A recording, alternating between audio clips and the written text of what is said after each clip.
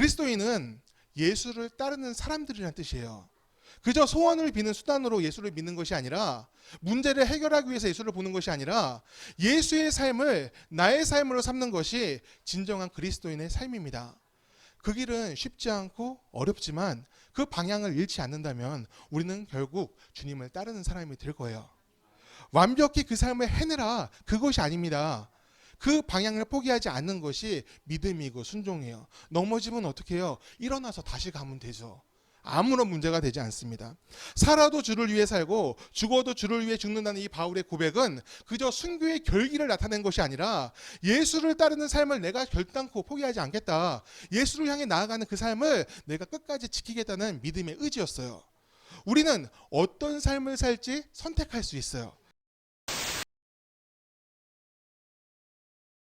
오늘 우리에게 주시는 주의 말씀은 히브리서 12장 1절에서 2절의 말씀입니다. 이러므로 우리에게 구름같이 둘러싼 허다한 증인들이 있으니 모든 무거운 것과 얼매기 쉬운 죄를 벗어버리고 이내로써 우리 앞에 당한 경주를 하며 믿음의 주여 또 온전하게 하시는 이인 예수를 바라보자. 그는 그 앞에 있는 기쁨을 위하여 십자가를 참으사 부끄러움을 개의치 아니하시더니 하나님 보좌 우편에 앉으셨느니라. 아멘. 우리의 삶의 모습과 이 상황들은 다 다르지만 우리는 믿음의 경주를 함께하는 동역자들입니다. 여러분 맞습니까? 우리의 경주는 이 등수가 중요한 게 아니죠. 함께 그 믿음의 결승선까지 완주하는 것이 정말 중요합니다. 이 삶의 의미와 뜻을 우리 예수님께 맞추고 서로 격려하고 보살피고 동행하면서 하나님 나라까지 나아가는 것, 그것이 우리의 믿음의 경주가 되어야 해요. 그럼 어떻게 함께 나아갑니까? 먼저 길을 가신 예수님을 바라보는 것이죠. 예수님을 바라보면서 예수님과 함께 사는 겁니다. 그래서 우리는 예수를 바라보며 따르는 것이 무엇인지 알고 있어야 돼요. 저는 예수님이 하나님께서 우리에게 보내신 초대장이라고 생각을 합니다. 마태복음 22장에는 아들을 위해서 혼인잔치를 베푸는 임금의 이야기가 나옵니다. 그런데 임금이 초대했음에도 사람들이 오지를 않아요.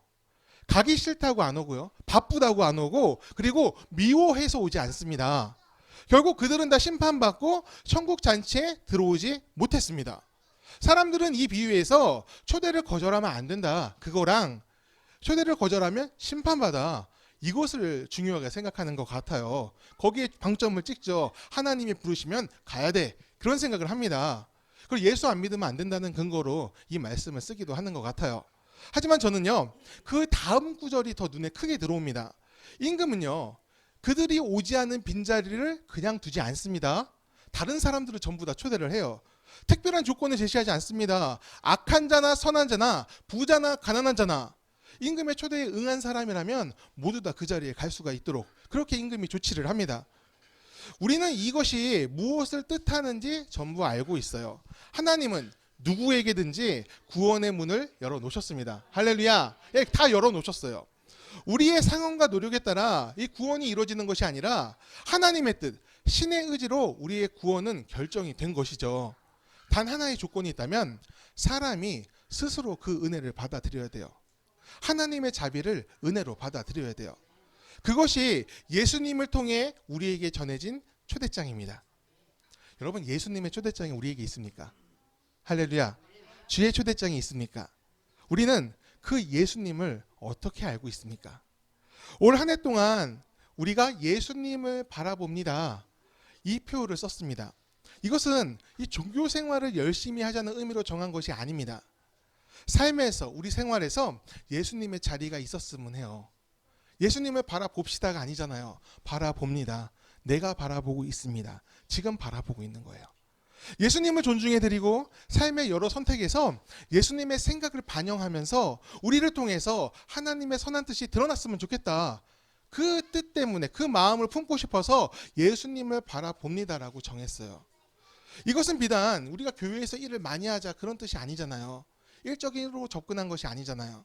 삶의 모든 상황 속에서 하나님의 선하심, 인도하심, 이루심을 우리가 목격하길 원한다. 나를 통해서 그 일이 일어나길 원한다. 내가 축복의 통로가 되길 원합니다. 주여 나를 사용하소서. 이런 마음으로 우리가 이 주제를, 이 표를 썼습니다.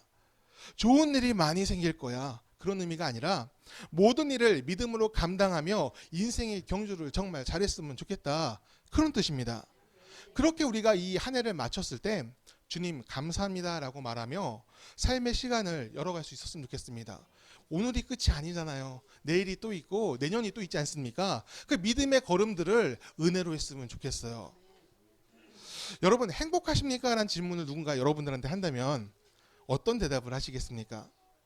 우리는 어디서 행복을 얻고 있습니까? 우리는 믿음의 사람인 만큼 우리의 행복은 예수님과의 동행에서 옵니다. 여러분 맞습니까? 그 동행이 먼저예요. 우리의 예수님은 이 관념적인 존재가 아닙니다.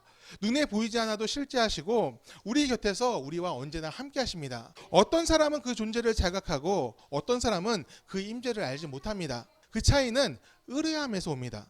성령님을 찾고 의지하며 구하는 자에게 주님은 모든 것을 통해서 자신의 존재를 나타내십니다. 이 말씀이 그저 오래전에 기록된 글귀가 아니라 오늘 내게 하시는 성령님의 뜻으로 읽히는 것은, 이 하나님의 뜻으로 읽히는 것은 성령께서 깨달음을 주시기 때문이죠. 우리 안에 성령이 계세요. 고단한 삶에서 주의 위로를 구할 때 우리의 심령이 단단해지는 것은 하나님께서 그 두려움을 이기게 하시기 때문이죠. 지혜를 구할 때 세상의 방법에 휘둘리지 않고 하나님의 길을 찾게 되는 것은 믿음으로 구하는 그 모습을 하나님께서 기뻐하시기 때문이에요. 그 기쁨과 그 진리에 대한 깨달음이 성령을 통해서, 이 말씀을 통해서 우리에게 쏟아져 들어옵니다. 그렇기 때문에 이 성경책은 과거에 기록된 책이 아니라 오늘 내게 말씀하시는 하나님의 뜻이 됩니다. 인생의 길은요, 만만하지 않습니다. 항상 두려워요. 나이를 먹으면 먹을수록 그 무게는 가벼워지지 않아요. 모세도 그랬어요. 여호수아도 그랬어요. 이사야도 그랬습니다. 그들도 항상 두려웠어요. 누구나 다 그들은 하나님의 사람이라고 하지만 두려움은 그들이라고 비단 다르지 않았습니다. 맨 앞에 선자의 두려움, 거절당하고 고립된 것 같은 그런 두려움이 하나님의 사람들에게 모두 다 같이 있었어요. 그들이 열심히 기도를 했어요. 그리고 하나님께서 구했습니다. 하지만 상황은 달라지지 않았잖아요. 모세가 기도했을 때 모세 앞에는 바로라는 이집트의 왕이 있었잖아요. 이 왕은 달라지지 않았습니다. 마음이 유해져가지고 내가 너희를 전부 다 놔줄 거야. 그렇게 얘기하지 않았다고요. 더 강하게 얘기하잖아요. 일을 더 늘리고 더 속박하려고 합니다. 괴로움을 더해줬어요. 그리고 여호수아 앞에서도 마찬가지였잖아요. 여호수아가 기도했을 때 가나안 땅이 확 열리지 않았습니다. 가나안 민족은 여전히 강대했어요. 그리고 이사야도 마찬가지죠. 이사야가 아무리 외쳐도 이스라엘 민족은 돌아오지 않았습니다. 그 마음을 더 강박하게 해서 하나님으로부터 더 멀어지는 길을 택하고 맙니다. 언제 변화가 일어납니까? 두려움을 극복하고 하나님 앞으로, 하나님의 뜻에 따라 한 걸음 더 나아갈 때 하나님의 일이 시작됩니다. 이것은 오늘이나 옛날이나 예전이나 오늘이나 달라지지 않는 진리입니다. 우리가 믿음을 갖고 인생의 길을 걸어갈 때 주의 일이 우리 가운데서 일어납니다. 문제는 피하는 것이 아니라 마주해야 됩니다. 두렵더라도 마주하고 그것을 극복해 나가야 됩니다. 하나님의 선하심을 믿으면서 또 그 뜻이 내 삶 안에 일어남을 우리가 믿으며 순종하며 한 걸음 한 걸음 걸어 나갈 때 하나님께서 내 삶 가운데 일하시는 것을 보게 됩니다. 위로하시고 용기해 주시고 담대하게 하시는 그 하나님을 바라보는 것, 그것을 우리가 놓치지 않기를 바랍니다. 두려워하지 말라. 내가 너와 함께함이라. 나는 너의 하나님이 됨이라. 내가 너를 굳세게 하리라. 너를 지키고 이끌리라는 이 말씀은 오늘 우리에게 하신 말씀이기도 해요. 성경 안에 있지만 그 말씀은 오늘 살아서 이곳에 역사하시는 하나님의 은혜입니다. 그 담대함과 용기가 하나님을 바라봄으로 우리에게 임하기를 간절히 축원합니다. 이 믿음의 길을 사는 방법은 여러 가지가 있어요. 근데 그 중에 꼭 한 가지는 지키면서 살았으면 좋겠습니다. 앞만 보지 말고 이 주변을 바라보면서 살았으면 좋겠어요. 예수님이 우리를 생각하셨듯이 우리 때문에 하늘의 영광 대신 땅의 고난을 택해 오셨잖아요. 예수님이. 그 예수님을 우리가 기억한다면 그 예수님처럼 사는 법을 익혔으면 좋겠어요.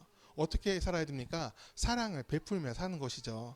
그게 예수님의 모습이고 그를 따르는 우리 그리스도인들의 모습인 줄 믿습니다. 사람들은요, 대부분 식습관이 있죠.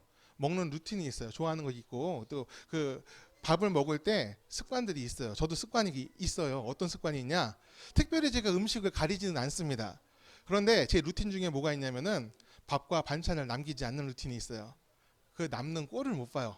결혼한 지 거의 이제 16년째 이제 되는데 해가 열렸는데 제가 아내가 해준 밥을 거의 남긴 적은 없는 것 같아요. 그래서 그걸 저희 자랑으로 삼아요. 나는 아내가 준 거 다 먹는다고. 친구들한테 모이면은 저 그 얘기 꼭 합니다. 행복하게 살고 싶냐? 그럼 주는 대로 먹어. 항상 그럽니다. 예. 그런데 제가 이제 여전히 다 먹어요, 지금도. 근데 하루는 이런 일이 있었어요. 한 번은 이제 그날도 반찬을 다 비우고 있는데 아내가 한 소리를 하는 거예요. 나 아직 밥 다 안 먹었거든. 이래요. 제가 다 먹어버린 거예요. 반찬까지 그냥. 아내가 아직 식사 중인데 제가 반찬을 다 비워버렸습니다. 그날은 이 반찬 안 남기는 남편이 아니라 아내가 먹을 반찬도 다 먹어버린 남편이 됐어요.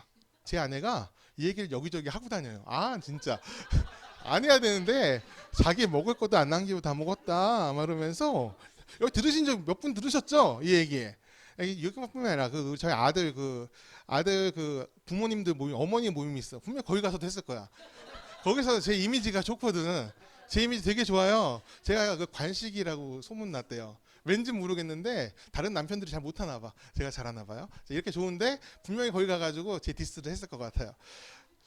예, 반찬 안 남기기 집중해가지고 같이 먹는 사람을 보지 못했습니다. 그런 일이 생길 수가 있어요.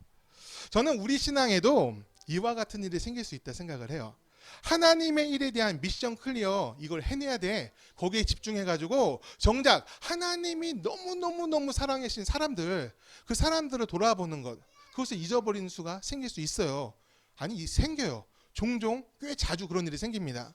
바리새인들이 사람을 살리라고 하나님이 율법을 주셨는데 그 율법을 사용해서 사람들을 정죄하고 다녔습니다. 넌 이게 잘못됐잖아. 넌 이게 부족해. 넌 진짜 믿음이 엉망이구나. 그런 얘기를 바리새인들이 하고 다녔어요. 근데 우리도 그 주어진 본래 의도를 잊으면 하나님이 예수님을 우리에게 보내신 그 본래 의도를 잊으면은 보이는 것에 집착해서 정작 우리가 지켜야 되고 함께 가야 되는 그 사람들을 놓칠 수가 있어요. 주님은 분명히 함께 오라고 말씀하셨는데 그저 길을 걷는 것에만 집중해가지고 끝까지 가야 돼. 믿음을 버리지 말고 끝까지 가야 돼. 그렇게 말하면서 다 사람들 내버려 두고 혼자만 막 앞서가는 수가 생길 수 있다는 거예요. 사람을 보지 못하고 상처 주고 외면하고 외롭게 만들면 안 됩니다. 일이 잘 되는 것보다 사람들과 함께 가는 것이 정말 중요해요. 예수님이 그래서 이 땅에 오신 거잖아요. 모두 다 데려가기 위해서 하나님 앞으로 같이 가기 위해서 그가 하늘에서 땅으로 친히 오셨습니다. 저는 우리 신앙의 역할은 삶을 지탱시키고 끝까지 완주하는 것이라 생각을 합니다. 믿음의 경주를 예수와 함께하도록 붙들어 주는 거 그것이 바로 교회의 역할이에요. 왜 그래야 합니까? 예수님이 그러셨잖아요. 예수님이 그것을 위해서 이 땅에 오셨습니다. 약자들의 친구가 되어주시고 가난한 자들에게 위로가 되어주셨잖아요. 그렇다면 우리도 약자의 친구가 되고 가난한 자들의 위로가 되어야 해요. 이 그늘진 곳까지 있지 않으시고 모두를 살리는 선택을 주님께서 하셨다면 우리도 그런 선택을 할 수 있어야 됩니다. 그리스도인은 예수를 따르는 사람들이란 뜻이에요. 그저 소원을 비는 수단으로 예수를 믿는 것이 아니라 문제를 해결하기 위해서 예수를 보는 것이 아니라 예수의 삶을 나의 삶으로 삼는 것이 진정한 그리스도인의 삶입니다. 그 길은 쉽지 않고 어렵지만 그 방향을 잃지 않는다면 우리는 결국 주님을 따르는 사람이 될 거예요. 완벽히 그 삶을 해내라 그것이 아닙니다. 그 방향을 포기하지 않는 것이 믿음이고 순종이에요. 넘어지면 어떻게 해요? 일어나서 다시 가면 되죠. 아무런 문제가 되지 않습니다. 살아도 주를 위해 살고 죽어도 주를 위해 죽는다는 이 바울의 고백은 그저 순교의 결기를 나타낸 것이 아니라 예수를 따르는 삶을 내가 결단코 포기하지 않겠다. 예수를 향해 나아가는 그 삶을 내가 끝까지 지키겠다는 믿음의 의지였어요. 우리는 어떤 삶을 살지 선택할 수 있어요. 예수를 바라보는 삶을 우리 모두 선택하기를 바랍니다. 그리고 그 믿음 안에서 오늘 우리가 할 수 있는 일을 하면 됩니다. 하나님의 사랑으로 가족과 교회 공동체에서 화목을 이루고 내 삶의 영역에서 선을 따르는 선택을 하길 바랍니다. 삶이 고단한 순간에도 주님을 바라보는 지혜가 우리 모두에게 있기를 간절히 축원합니다. 그 위로하심과 또 주의 응원 그리고 부어지는 은혜로 오늘을 사는 믿음의 사람들 되기를 간절히 축원합니다. 우리 찬양하고 기도할 텐데요. 우리 기독교 신앙을 얘기할 때 중요한 키워드가 있어요. 단 한 단어로 표현한다면 사랑이라고 얘기할 수 있어요. 사랑이 없으면 우리는 아무것도 아닙니다. 맞습니까? 사랑이 없으면 아무리 큰일을 해냈다 해도 하나님께서 기뻐하지 않으십니다. 믿음 소망이 있어도요, 사랑이 없으면 믿음 소망의 빛을 잃어요. 믿음 소망이 덜 중요하다는 것이 아니죠. 사랑이 정말 핵심적인 중요한 메시지라는 거예요. 하나님이 사랑하셨기 때문에, 우리를 사랑하셨기 때문에 예수님이 이 땅에 오셨어요. 그리고 예수님이 믿음과 소망을 전달해 주셨습니다. 사랑이 모든 것을 가능하게 했습니다. 하나님의 사랑을 모르고 있다면 그것은 온전한 하나님의 사람이라고 할 수가 없습니다. 우리를 온전하게 하시는 예수를 바라보자. 예수님을 바라봐야 우리의 삶이 온전해지는 거예요. 거친 파도 같은 세상의 풍파 속에서 등대처럼 빛나는 예수님을 바라볼 수 있길 바랍니다. 신뢰하며 의뢰하며 사랑하며 그 이름을 따라가는 우리 모두가 되기를 간절히 축원합니다. 나의 믿음 주께 있네. 우리 믿음의 고백으로 주님을 찬양합니다.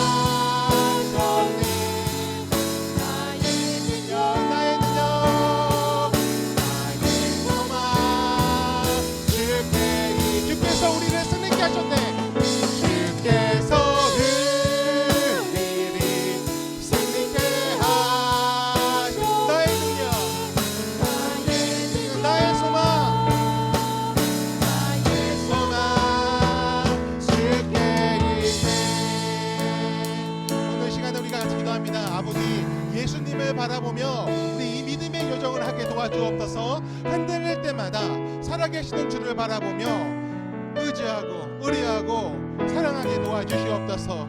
연약한 믿음을 아버지께 올려드립니다.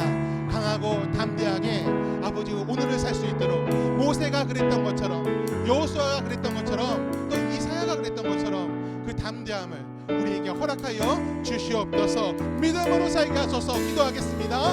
은혜로우신 주님, 성령께서